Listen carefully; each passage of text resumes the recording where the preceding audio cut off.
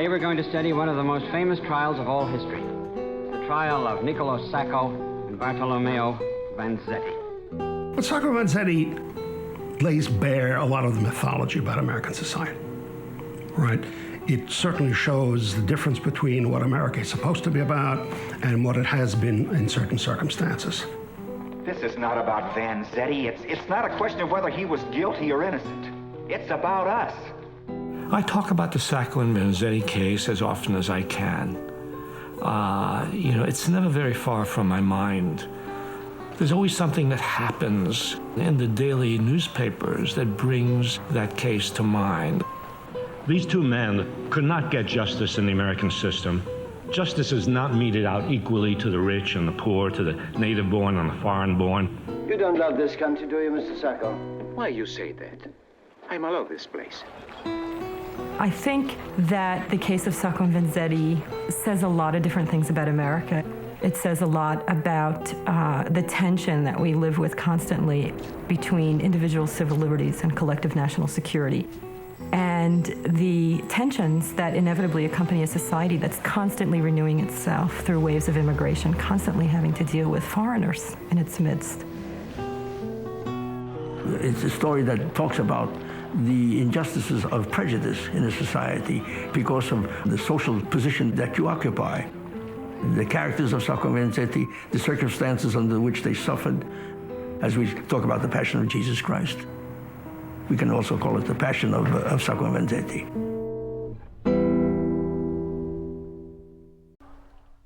Some people think anarchists are just wild-eyed, crazy bomb throwers. But most anarchists are not bomb throwers. Most anarchists have a kind of philosophy about what society should be like. And Sacco and Vanzetti subscribe to this philosophy. They believe that the economic resources of society should be collectively owned and distributed in an equitable way so that everybody could have a job and everybody could have all the necessities of life. They were opposed to government, to the state. They felt that the state was oppressive. They felt that the state was on the side of the rich.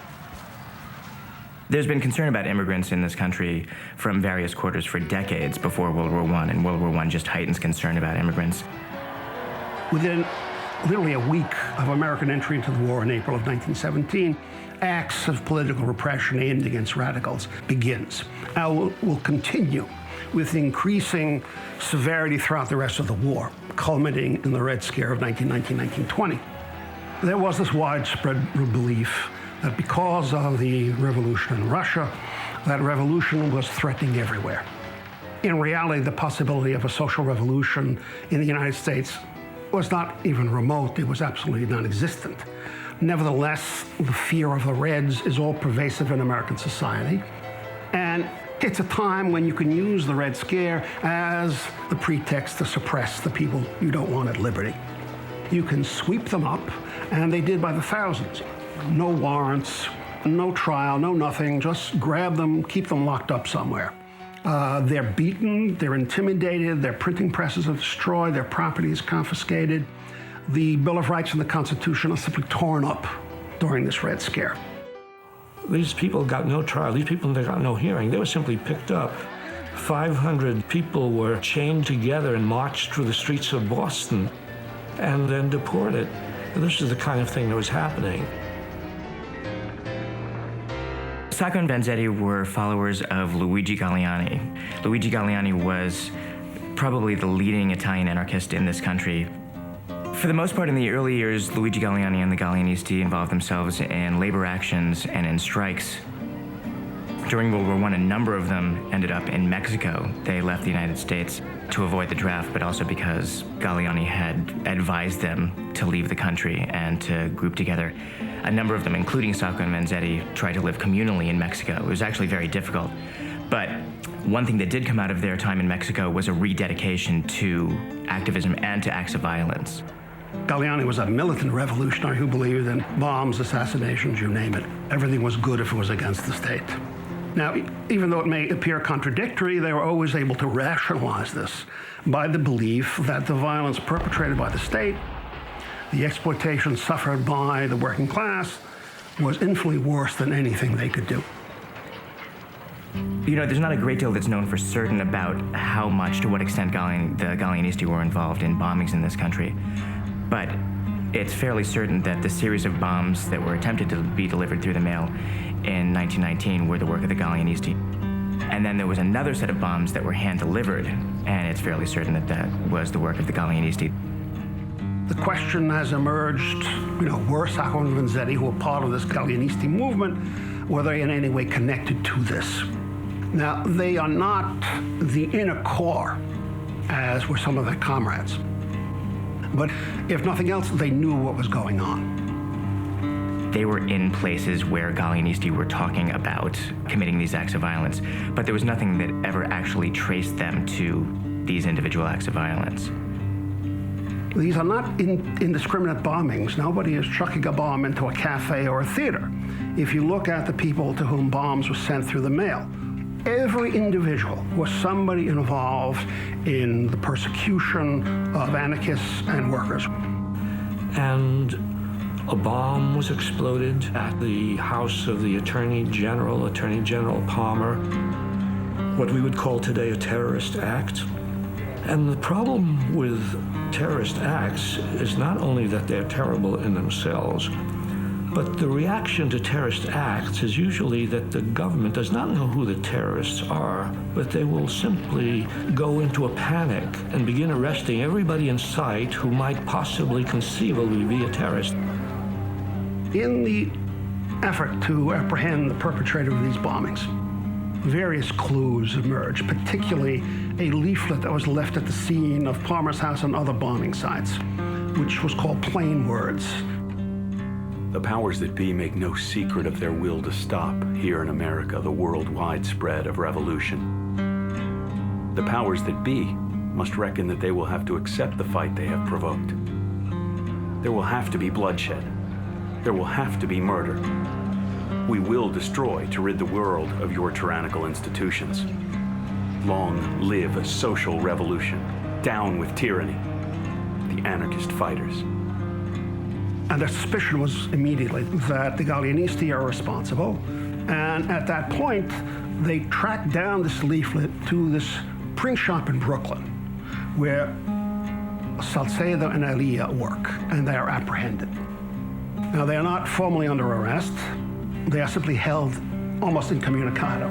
Salcedo is kept in FBI offices on the 14th floor of the Park Row building, was not allowed to call out to anybody, family, friends, lawyer, was questioned, and according to a fellow prisoner, was beaten. And then during the 8th week of his imprisonment, May 3rd, 1920, the body of Salcedo was smashed to a pulp, was found on the pavement near the Park Row building. The FBI announced that he had committed suicide by jumping from the 14th floor window of the room in which they'd kept him. The Gallianisti are in a panic. What do we do? Vanzetti was dispatched from Boston, because he was the only one who didn't have a steady job, to talk to Carlo Tresca. Carlo Tresca was the anarchist in New York who was not part of the Galliani movement, but was the anarchist and the man with all kinds of connections with lawyers and politicians, American Civil Liberties Union. He was the man who you went to in time of trouble. His advice to Vanzetti was, go back, tell the comrades, stay low, and above all, try to hide any incriminating evidence, particularly literature. Si comincia di notte a avvisare gli amici, i compagni, i lavoratori, che la repressione dura è in corso. Ed è durante una notte di paura che Sacco e Vanzetti finiscono nelle mani della polizia. In July of this year, 2 bandits, Sacco and Vanzetti, were convicted of murder in the first degree by a jury of the Norfolk County Court. Their trial was entirely fair. The presiding judge specially cautioned the jury not to allow the fact that the defendants are Italians to influence you or prejudice you in the least degree. In short, every right was granted to the defendants. But Sacco and Vanzetti belong to a sacred class. They are communists. All over Europe, apparently, the various congeners of the Bolsheviki are going to howl against a fictitious injustice. At least their sentimental sympathizers in this country might be awakened into common sense. Or do they really wish that a person clothed with the sublime character of a communist, an anarchist, or even a socialist shall be exempt from the jurisdiction of the criminal courts? The New York Times. The American judicial system is much better than the judicial system of a totalitarian state. But it is far from a fair system. And the fact that you go through procedures and appeals and processes doesn't guarantee that in the end, there will be fairness. Once the verdict is read, there are immediately a number of areas for appeal.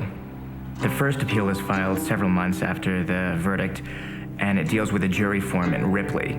There's a friend of his named Daly who deposes that he mentioned to Ripley that he thought those guineas might actually be innocent, to which Ripley replied, according to Daly, "Damn them, they ought to hang them anyway." So that's the basis of the first appeal. And then the next 3 or 4 appeals dealt with changing testimony. Louis Pelzer changed his testimony.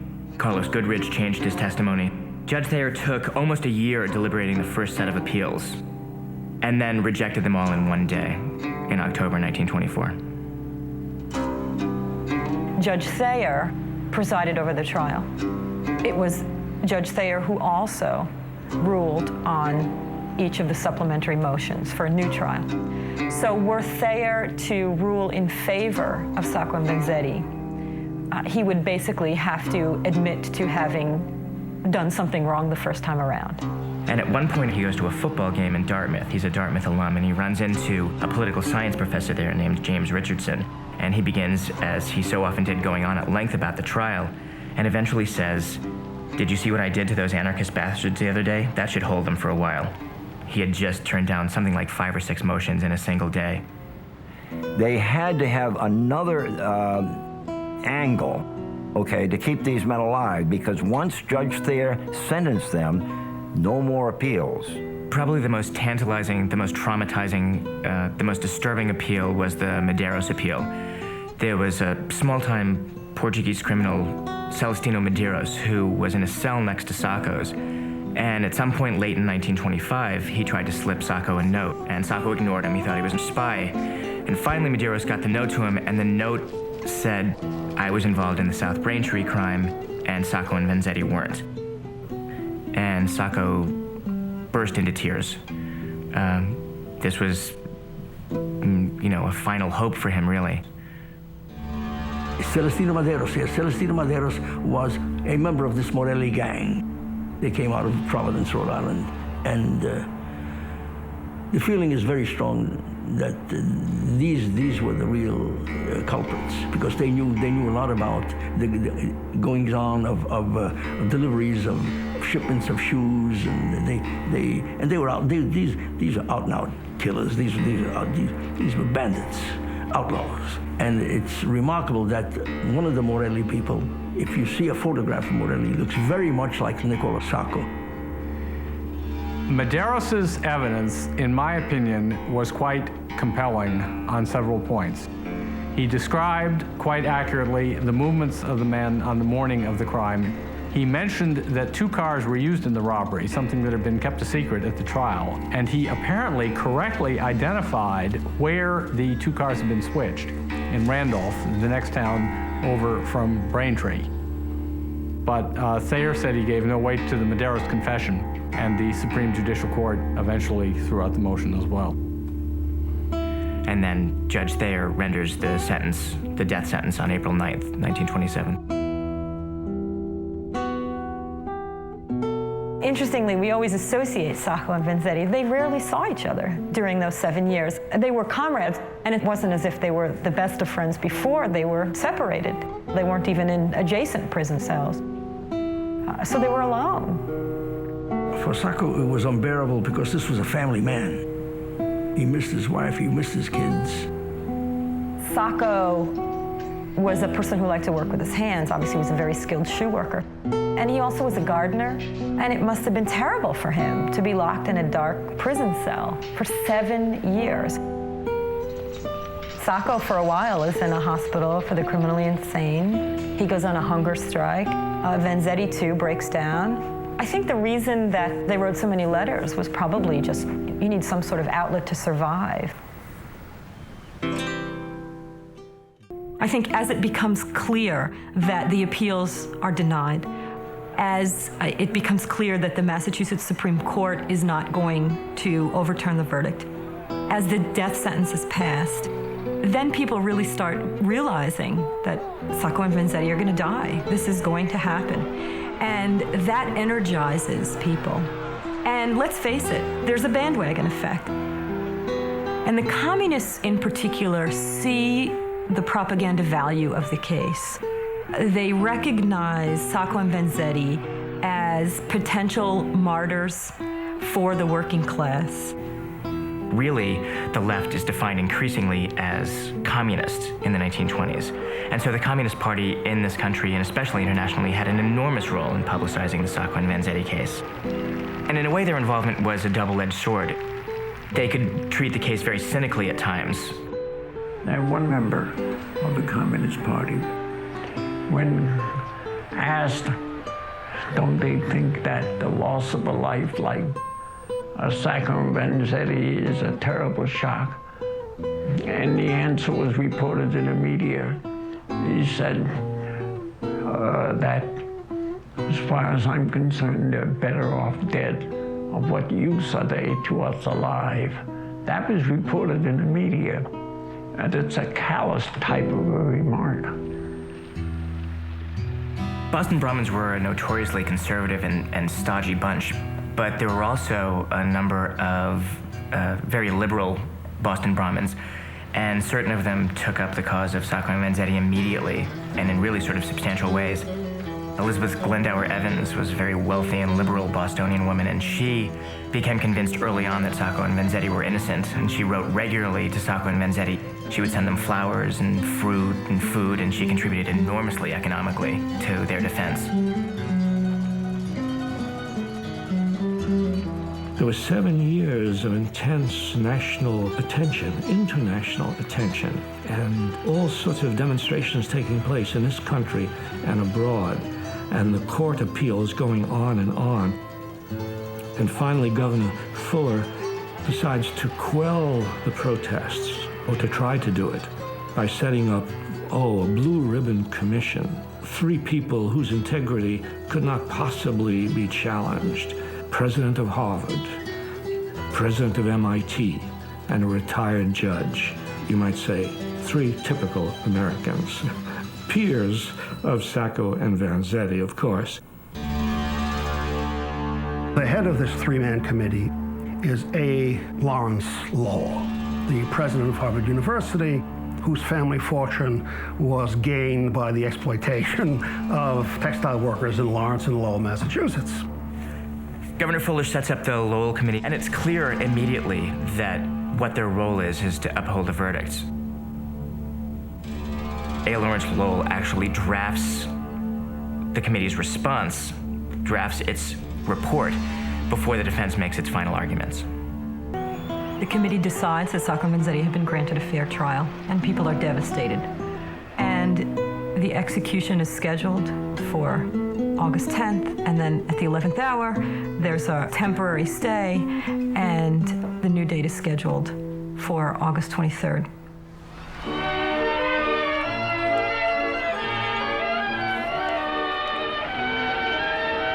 There are demonstrations daily, and it's not just in Boston. Sacco e Vanzetti furono arrestati a Boston una sera con sorpresa.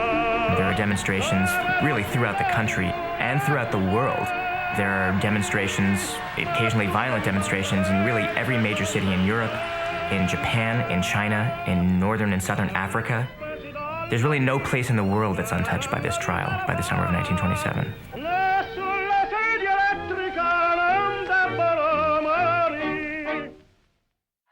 Letters are pouring into the governor's office. Protests are mounting. People begin to feel the sense that it could possibly be over, and not in a way that anybody had hoped.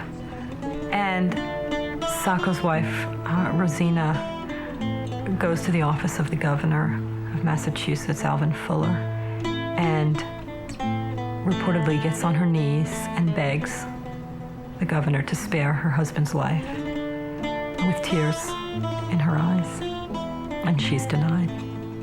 Well, what a heartache, what a heartbreaking experience that must have been to so many people. You can't help but identify with those who were experiencing this long, drawn-out 7-year ordeal, leading to the end of all hopes for them to save these 2 innocent men. On the night of August 22nd, there are 3 men who were sentenced to die: Celestino Medeiros, Sacco, and Vanzetti. Celestino Medeiros had been convicted of another crime. He had eaten himself into a stupor. He had tossed and turned in bed until it was time for him to go. Sacco and Vanzetti were quite composed. They sat writing last letters to loved ones, meeting with visitors. And at the very end, at the very, very end, before the execution, Sacco wrote a letter to his son, which was so moving, It was a letter that was full of hope and optimism and, absolutely extraordinary, just before he's going to his death. Son, instead of crying, be strong, so as to be able to comfort your mother. And when you want to distract your mother from the discouraging soulness, I will tell you what I used to do.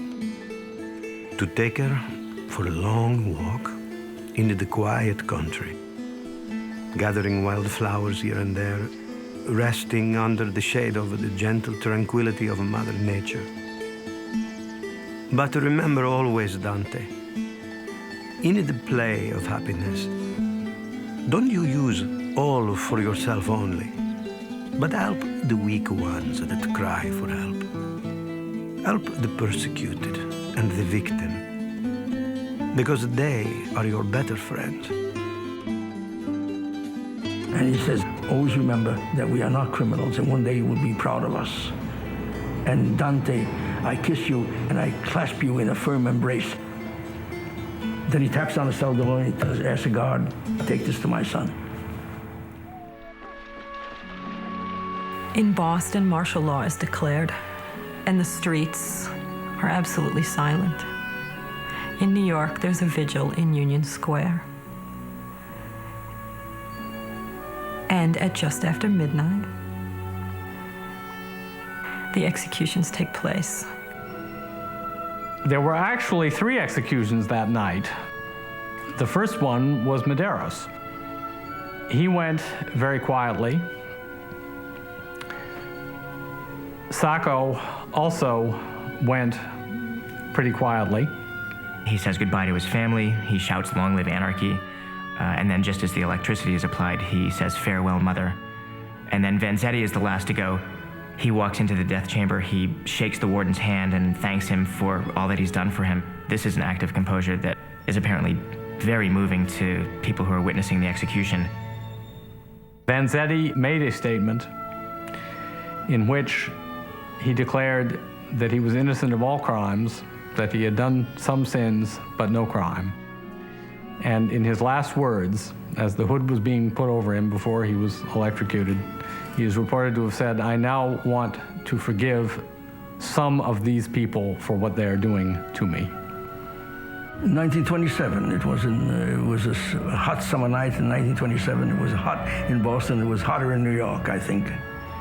We were trying to watch the electricity because we were told that the force of the electricity going through the electric chair would in some way diminish the power of the lights. And so I think we were looking for that. I think the feeling was, I wouldn't want to say relief, but the tension is over now. It's settled now. They're gone.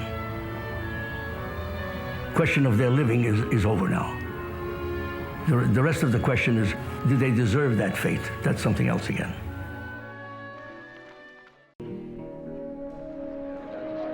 I think it's important to remember this case because of what it suggests about the United States. We pride ourselves on being a nation of immigrants, on the American dream, being available to everyone who comes here and wants to pursue it. And there are moments where we don't live up to that ideal. There are moments where we fail. And I think if we forget our failures, then we're in serious trouble. I think one of the reasons that the case has lasting meaning is because it speaks to issues that remain alive today.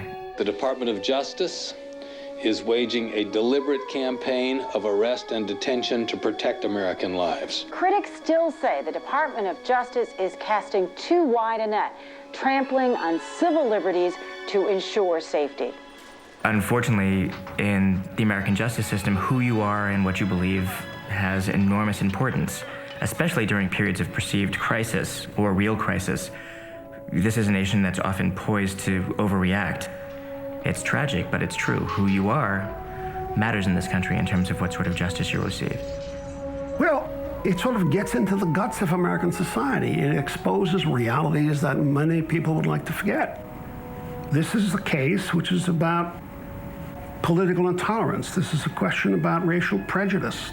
It demonstrates aspects of American society that then and now still persist. If you espouse the wrong political views, if you are not a conformist, the chances of you getting a fair trial are substantially diminished. And if Italians are no longer looked upon with the disdain and contempt they were in 1920, they've been replaced by other ethnic groups. You know, the case resonates with me so deeply because it is so inspiring to see these two men and how they bear themselves in a situation where they have been so cruelly dealt with, how they maintain their dignity and how they maintain their ideas. And it brings to light so much about America, about patriotism, about what it really is and what it shouldn't be, and the need for a new society in which the existence of men like Sacco and Vanzetti and their dream of a truly democratic, egalitarian society remains alive.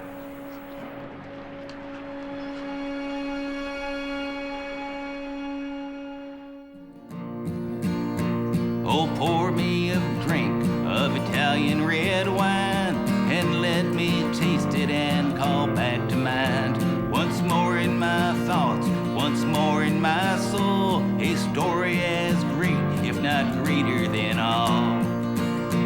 It was 1920, the 5th of May. The cop and some buddies took these men away.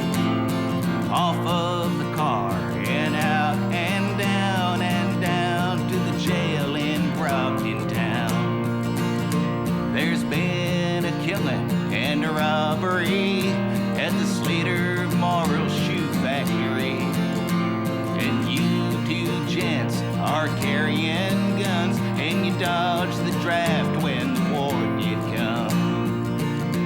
Oh yes, it's so, it's so, it's so. We made for the borders of Mexico. The rich man's war we could not fight, so we crossed the border to keep out of sight. Now let me think and let me see how these